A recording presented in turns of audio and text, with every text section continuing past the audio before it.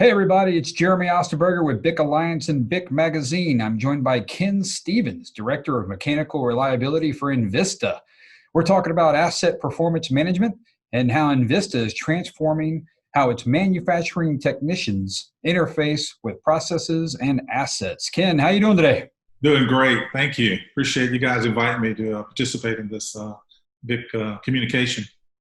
Ken, man, you're joining us today from Lafayette, Louisiana. Just real quickly, tell everybody who's listening about your responsibilities at Envista. So I have the role of Director of Mechanical Reliability. I have a small team of subject matter experts. We have 13 sites globally. And then I also have the role in the transformation. We call it Envista Global Transformation of leading our asset performance management transformation across our sites as well. Wow. Thanks, Ken. So let's get right into it. So there's several components to asset performance management or APM, and one is the Internet of Things. So tell us about how Envista is combining sort of process and asset health data to transform the knowledge you're gaining into action. Yeah, so when you talk about the IoT, the Internet of Things, the technology is becoming very affordable, right? Cost of sensors, combining sensors and looking at sensors more than we have in the past. Historically, we had process sensors, and process sensors were made particularly just to run the process. But now we're looking at process and assets together. We're combining them and looking at the health of both the process and the assets and adding more sensors to give us that asset health as well, so that we can see both visually and both from a trend and historical standpoint.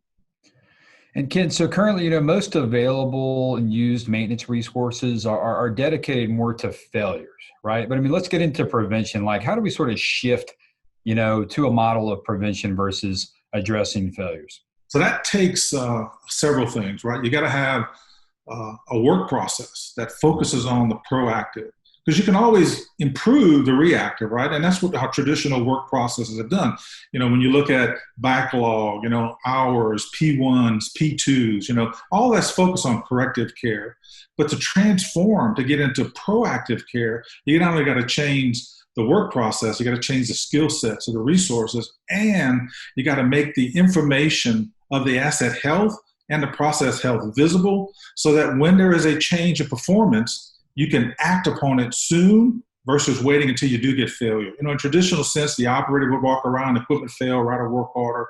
Well, the way we look at APM is we want to sense or see that asset change in performance and then identify what are the actions I can do early to prevent failure from occurring, whether it's proactive, prescriptive, predictive, or even on condition-based maintenance.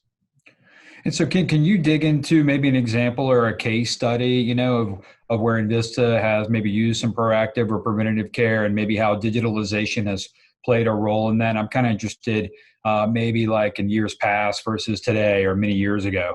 So historically, our maintenance plans were built based on time, right? Mm-hmm.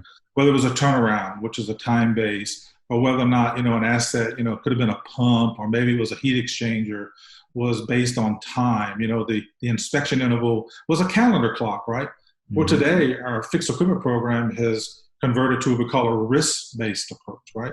Where we look at the inspection, we look at the inspection confidence, and then we interpolate that to a health of that asset, and then we set that interval based on how well we know the condition of the asset and how well we know how fast it's going to degrade over time, right? Or in the performance of the chemistry of the process.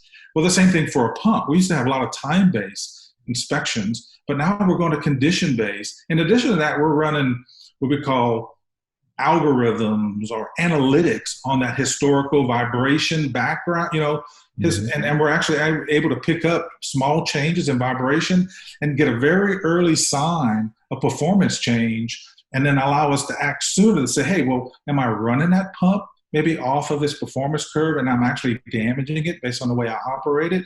Or is there something truly happening that maybe I can change? Maybe there's a soft foot condition that's occurring and I can go correct that before the pump actually does fail.